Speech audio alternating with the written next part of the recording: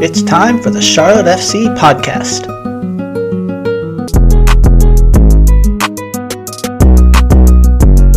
Nelly here, and welcome to this special episode of the Charlotte FC podcast. Charlotte FC 2025, a look back at the season and the playoffs ahead. As the regular season wraps up and the postseason comes into focus, I want to do something a little different. I reached out to some friends and familiar voices of the show to get their perspective on Charlotte FC's journey this year. You'll hear from Will Palaszczuk, Danny Brahms from the Charlotte Soccer Show, Tom Bogert, MLS announcer Tony Husband, Ross Smith, and Kacey White, all sharing their thoughts on what stood out the most this season. Just a note, their responses were recorded before Charlotte's fourth-place clinching victory over the Union. So, here's what they had to say. The first question is, what surprised you most about Charlotte FC's season? Now, I want to start off by just saying I felt like the defense was going to be much better than what it was. Knowing what the defense was last year and having basically the same people back.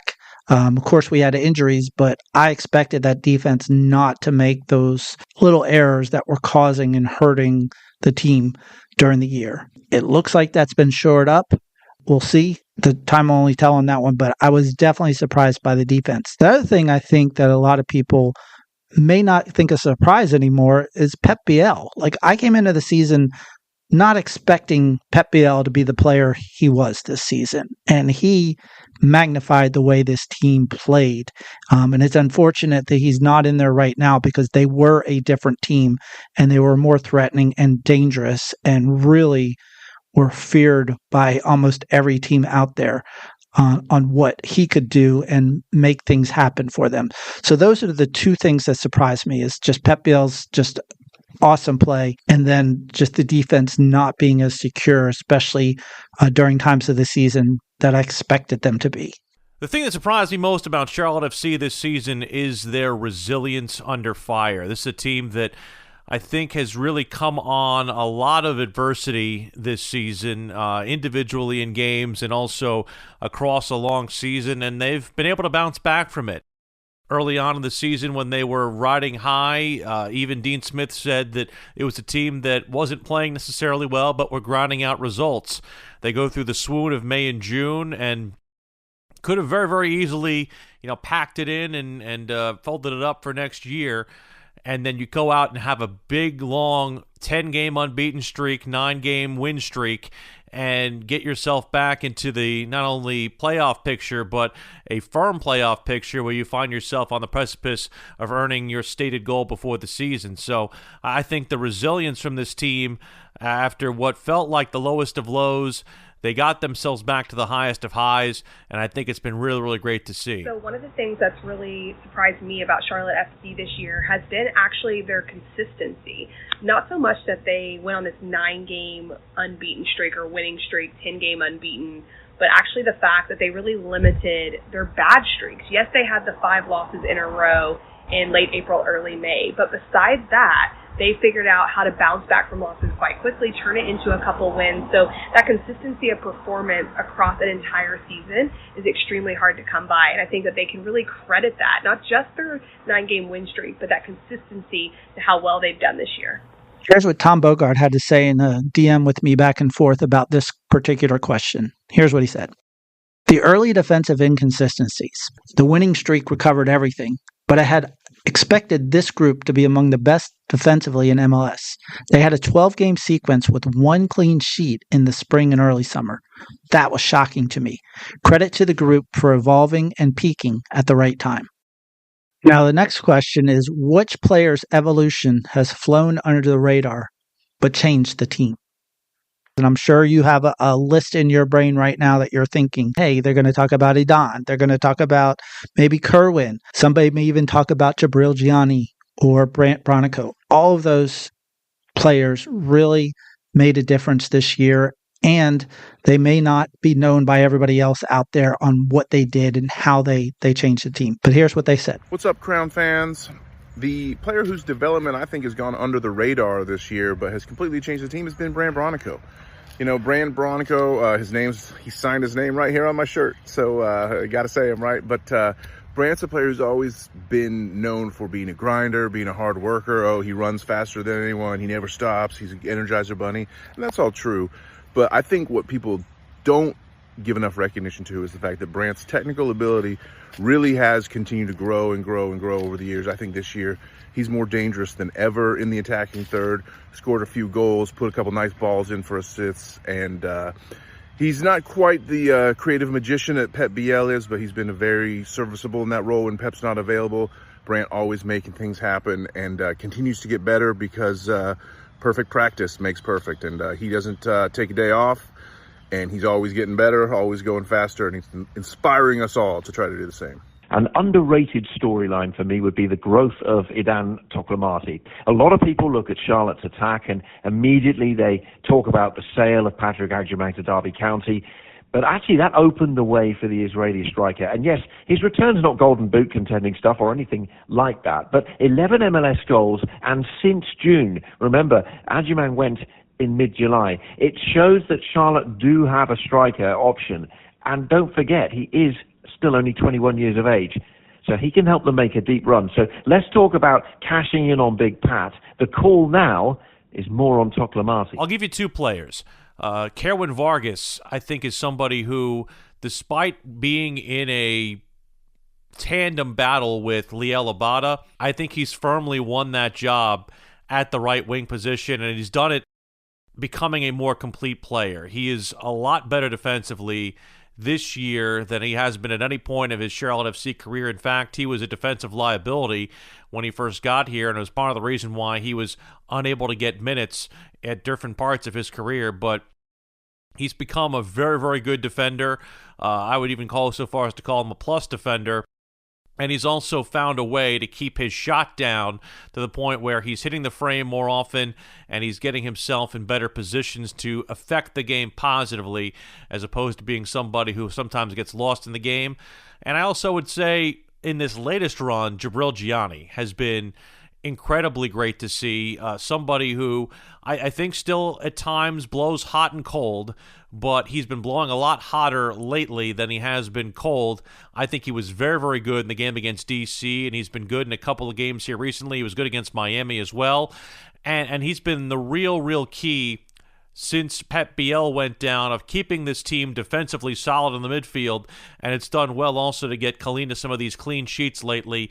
They've been a lot more solid defensively despite losing what they might get from Pep Biel. That's not to say that Pep Biel is not a good defender, but I think you definitely gain a lot with Jabril in that midfield with the three guys there, Gianni, Bronico, and Westwood. All right, so our third question is, if you had to describe Charlotte FC's season in one word, what would it be and why? So I was thinking ascending. And the reason being is there was always growth with this team. Even though there were ups and downs and it was twisty, the journey was always, you could always see they were getting better in different ways and learning from getting better and learning from losing and learning from just these little moments and different players being injured. So other players had to step up. So I felt like it was there. And ultimately they did get that fourth place spot, which that's what they set out. But I have this postcard on my refrigerator, and it's basically, it talks about success, and it shows two graphs. One graph, it shows straight line going diagonally up, which one might think is just ascending. And then it shows another one to the right of it, but it's not a straight line. It's a squiggly line. It's going up and down. It's going, sideways, then it's steep. And so it's all over the place. But ultimately it is going up, and it's going up almost as sharp as you would expect, but it's not as clean. And that was, to me, Charlotte's season. They're ascending.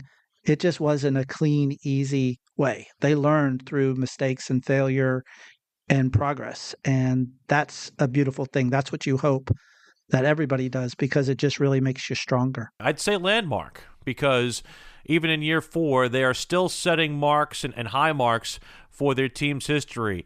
They have more victories in a season than they ever have in not only overall, but also home and road. 6 road victories, more than they've ever had in any season. They have 12 home victories, could make it 13 on Saturday with a victory against Philadelphia. More points than they've ever had in their club history, and they could potentially finish in 4th place for the first time in club history. And I also think, too, the 9-game win streak, that's a landmark part of their season, and just even landmark moments during the season. I mean, the Miami victory, I keep looking back on that game as being one of the most exciting, I would not call it non-consequential, but one of the most exciting games that took place at Bank of America Stadium that did not include playoff implications. I'll just call it like that. Even the opening game that we had in 2022 was exciting in its own right with the record crowd that we had there, but that game against Miami felt as loud as any that we had seen, and it was even a situation where they didn't even have the upper bowl open, and I think you saw why they didn't, because they wanted to keep all that energy in that concentric space. It felt like a very big game. The Kalina penalty save and the subsequent goal from Idon Toklamati, one of the biggest momentum shifts that I've seen in sports when you see the way that all developed, and then to have Toklamati get the hat trick is incredible. And again, it's a landmark thing, and I think it's just part of telling the whole story of this football team that I think makes people look at them and say, hey, they're still continuing to set high marks, and hopefully we're not done setting those over the course of this season. So if I described Charlotte FC season in one unexpected word, it would be choppy. 13 defeats is more than any other playoff team in the East, and only RSL in the West have lost more, and right now they're hanging on to their spot by a thread. I'm surprised at that. I didn't think Charlotte would lose so many games for a team that has such a kind of consistent, pragmatic approach. But of course, 9 defeats from 11 in MLS back in May and June. But you must give them credit as well for bouncing back, because that shows spirit and character and a fight that they'll need in the postseason. Here's what Tom Bogert had to say about Charlotte FC's season in one unexpected word: explosive. The attacking unit had produced more than I thought. I expected the defensive unit to be the identity and backbone. Early in the season, it was Pep Biel. Then Wilfred Zaha really found his best form as the season went on. If I'm picking one vocabulary word, if you will, to describe the Charlotte FC season, I'm going to go with mercurial, which is a word I love to use a lot, and which is a word that to me means inconsistent and prone to provoking extremes. There's been a lot of extremes for Charlotte FC this year, from being in first place after 10 matches to then going on a extended losing streak that had some people wondering if the club would even make the MLS Cup playoffs. And then after that, setting a league record or tying a league record for the most wins in a row. Just an absolutely mercurial season of extreme highs and lows for Charlotte FC. And hopefully the best is yet to come with a peak of a deep run in the MLS Cup playoffs. Let's see you in December, everyone. Let's go. Which storyline around Charlotte FC deserves more national attention than it's getting? That is question number 4. And I will just start out by saying I feel like the midfielders themselves. Yes, they may not be scoring the goals. They may not be the dazzling carrying the ball in and being a possession dominant, but their distribution and linking up with the forwards, allowing them, Wilf, Pep, Don, Kerwin, Liel, and Pat, to do their things has helped. And that's helped in those transition goals, in which Charlotte has gotten a lot of. Then on the defensive side, that midfield group has just helped solidify the shape. And when they're able to get back and cover, they prevent changes and shifts in the run of play. They settle that mid block and help the entire defense keep what's happening is that barrier or that dome, preventing penetration and just being overall pesky and physical to wear down opponents. So to me, I feel like that's an underrated story that we're not talking about, because we don't have those necessarily electric player on the ball all the time. Although all of the players that we've seen in the midfield with Westwood, Bronico, and Gianni, and if you count Pep Biel also as a midfielder too, you can add that in there. But those guys have really, really changed a lot of how it's played, and it might look differently to other teams, but I think they go under the radar. I would say Charlotte FC's ability to continue to find diamonds in the rough, and all, not just that, but also turn them into big-time players, and turn them into players that not only contribute for their team, but also earn big paydays overseas. You think about Adilson Malanda, a guy who Charlotte FC basically got for a song from Rodez in France, and turned him into a Defender of the Year candidate and somebody who's going to get a very big payday, could be very well be playing a year from now in the English Premier League with Middlesbrough if they end up getting themselves promoted from the EFL Championship. And then, of course, Patrick Adjumant with what happened in the, very big advent of his career, coming in on the super draft route and developing himself here and turning into a player who is not only a U.S. men's national team regular, but will get himself an opportunity to go overseas with Derby County and is at Derby County and doing himself a pretty big solid playing there right now as well. And it's not just those two players, but they've replenished from that. They went and got Edon Toklamati from the U22 initiative route, and he is completely impressed and won the job basically in a situation when Charlotte FC thought, hey, maybe we go out and get another striker. They did get another striker, but they got a competing striker and not a striker who is going to supplant Edon Toklamati or Patrick Adjumant. It looks like Toklamati is definitely the goods. And just their player pathway, what they've done as well. Even a guy like Baye Coulibaly, who made his MLS debut last weekend, somebody who they're very, very high on. And other guys who have kind of been their, hand-picked dudes from Dean Smith. Jaquil Marshall-Ruddy's another one who, out of an emergency, really got Charlotte FC somewhat solid in that back line. I know that there have been some moments where you're not necessarily happy with some of the things he's done defensively, but I think he's also done some very, very good things as well for Charlotte FC and has kept them solid in a position that unfortunately has been very, very mobile for them over the course of this season. And it's, again, even a guy like Wilfred Zaha, too, that was one of those that was identified by Zoran Kuneta as a guy who could come in and take this league by storm. And look, the issue I think a lot of people had was that they thought that he was going to come in and be the Zaha of old right away. And people were angry at some of the things that he had said. But I don't necessarily think that it plays the same way in the locker room. I think the locker room loves him. Think about how he took them all out to dinner after the Miami contest. He is definitely taken to this league. He's taken to this team. He's taken to the city. He's taken to America. And I hope that they sign him beyond that June 30th end date of his loan, because he's somebody who I feel like can be a real special player for this team and in this league. Question number 5. What about Dean Smith's in-game management has surprised you, or things that you've noticed this season? Well, I think his reputation's always kind of been a guy who wants to be tough to beat. That's what he was at Aston Villa. He wanted teams to be expressive on the ball.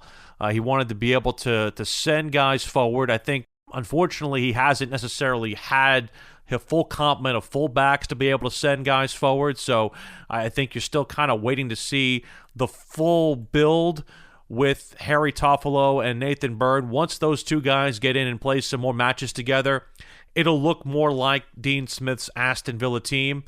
I think they've been more counterattack heavy than they were in his times at Villa when they were really going well, because they definitely earned a lot more possession, and that's something that Dean had said even at the beginning of this year.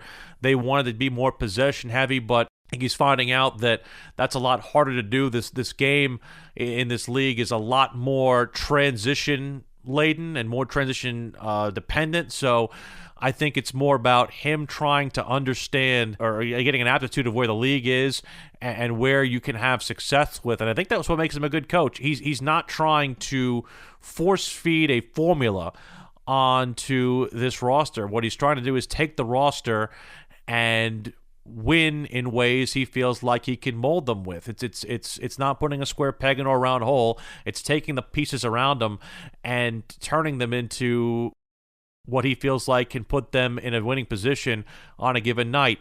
I know that also he's very reticent to sub guys in and out. I think that's something that a lot of Charlotte FC fans look at and say is a bit of a criticism of his, but I think there's something to be said for a manager that trusts its players, whether it's, trying to get out from a hole or trying to battle in a 0-0 game and knowing, hey, we're just, one pass closer or, one touch closer.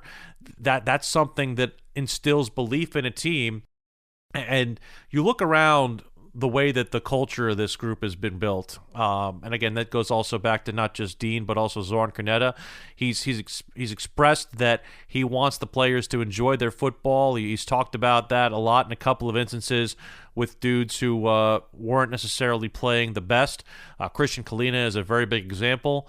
But the one thing, too, about this team is that I think he, whether it's by his own admission, by his own movements, or by just the group that got put together, this is a tighter group than any of the three previous clubs that Charlotte FC has ever had, and that includes his first team. Because I think that even still, last year they were still trying to find the right balance and the right mix.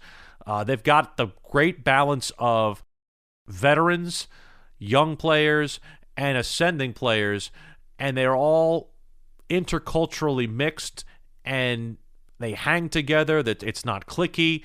The fact that they meet a lot outside of the building and in non-sanctioned team events is something that is a mark of a great team. It hasn't surprised me, but seeing it firsthand and up close of course, Dean Smith, everybody in the soccer world knows Dean Smith, and he's known for being a man manager.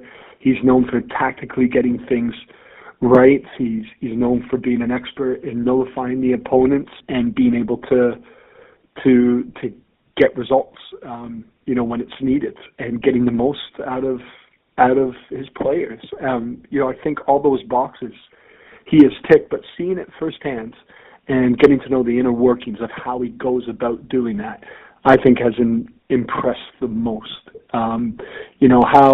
How accepting he is of questions and how warm he is to everybody, but at the same time, his presence alone, that you need to be buttoned up when you chat with Dean. He doesn't suffer fools. He'll be quick to put things back to you if he senses that I call it blagging. If you're blagging, if you're not on point with your information. So all this we've kind of known, I've kind of known with him coming in, but again, to be there right in front of him, to experience it, I think that has been a breath of fresh air. For me, I've had the opportunity, I've been broadcasting now for, 12 years, 15 years. I played for professionally for the same amount of time. I've experienced a lot of managers, and to experience a manager who has been at the top of the game in what he's doing in Charlotte, I think it's been quite exciting, and I feel as though he's one manager. When you go in and you watch him work on the training ground and you sit down and you chat with him, there is so much more to him, which already you feel as though there's quite a bit, but there's a lot to him when you sit down, and he's very aware of every little angle of the game, players, oppositions. So anyways, I know that's nothing of surprise, but to see it firsthand, it takes you, I guess, to another depth. I want to add one more thing to the question number 5 about Dean Smith. One of the things I noticed this year, of course, we talk about his preparation and being able to nullify and basically make the opponent play the game he wants them to play, is his chess mind comes in there. But what I've noticed this season is the adjustments that he's been able to make at halftime and the players being able to execute. For the longest time, especially we saw this a lot during the streak of 9 wins, was the adjustments made and how the team responded and played immediately after in that second half. And I think a lot of that started with the confidence from the Atlanta match. And I just feel like throughout this year, if you look at the goals scored in the second half, you're going to notice a difference from what Dean has been able to talk. They've even joked with him, like, what are you saying in there? And I think it's more about the adjustments and the things that he's making on the fly to know, like, okay, we can change this game. We just need to do this and we need to execute this. Not many times is it the exact same thing as far as just continue to play or something like that. It's more of he's refined an existing thing that they've already talked about, or he's totally changed something and that's made a difference. All right, now on to question 6. What's the most underrated moment in Charlotte FC this season? I feel like there's 2 things, and they happened during one of the worst moments that Charlotte had this season. It was that May-June slump, and they had another one of those player meetings. And basically, Ashley was furious, and I think a lot of the veterans were furious because it was simple things. They were beating themselves. And it was really the talk was getting back to basics and kind of getting everybody on the same page that it works better when everybody plays as a team and we think and communicate and do the little thing. And then that moment, along with kind of happened at the same time, Wilf was also more outspoken during this part saying, hey, teams lose, teams do these things and, they get out of it. And he was trying to maybe deflect a lot of it to be on him, but he was also calling on his teammates to be more ruthless and playing more quickly and just having that fire in them. And he's like, we need to go out there and feel like we own the game. And I think he had to say it and then also go out there and do it, because you notice from that point, he played a little more fiery and he played a little more leadership in that ways. And he didn't necessarily always carry the ball and have to do things. That's when his assists kind of started to come up. I think it went from not only talking about it, but also showing on the field how they can all work together and how that led to the success. So I think those moments from those veterans speaking out, being public, but probably also inside the locker room, helping mature the group together to be on that same page. Looking at Charlotte FC and an underrated moment of the season, I would have to say it was the DC United win just a week ago. Could have been a 3-game skid for Charlotte FC, and that's something you don't want going into the end of the season and into playoffs, especially after a 9-game unbeaten streak. And so getting that win as a coach, as a player, you just get everything back on track from a form perspective. Now confidence is brimming. So I think if they make a run in the playoffs, people will look back, fans, players, coaches, everyone alike, and say that getting that win, getting them back on track was definitely a big moment. And if they can follow that up with a win versus Philadelphia, no telling how far they could go. I'll go to one that Dean mentioned, and he mentioned it pretty recently after the New York City loss. It's the second half against Chicago, and it's not something that I thought of in the moment, and it's not something I thought of until Dean expressed it thusly. The fact that he basically went in at the 3-0 mark of that game and said, look, it's put up or shut up time. We might not win this game, but we're going to win the second half, and we're going to try to use this as a snowball rolling down the hill. And they go in, they get 2 goals, they find themselves in position to at least get something out of that road result in Chicago. They did not end up getting it, but they go in next week against Orlando. They get the first 2 on the board. Unfortunately, they concede and have to settle for a draw in that contest. But you did see kind of the first fruits of the corner being turned, and then it just continued to manifest itself in the next 9 contests for the win streak. That little stretch, that 3-game stretch, turned the season around for Charlotte FC and has put them in a position now where they're a team that nobody wants to play because of how hard they are to break down, because of how much of a pest Wilfried Zaha is offensively, and because Edon Toklamati, if you get him just a little bit of free space in the box, he's going to burn you. And I think that's why, and of course, if Charlotte gets that top 4, no one's going to want to come and play in the snake pit that will be Bank of America Stadium in a playoff atmosphere. All right, so our last question in this episode is looking ahead, what's the biggest unanswered question Charlotte FC must solve before the postseason? And to me, it's 2 simple things. Being consistent through 90 minutes and being able to put teams away. You got to do that in the playoffs. They're all going to be close. They're all going to be crunching down on defensively.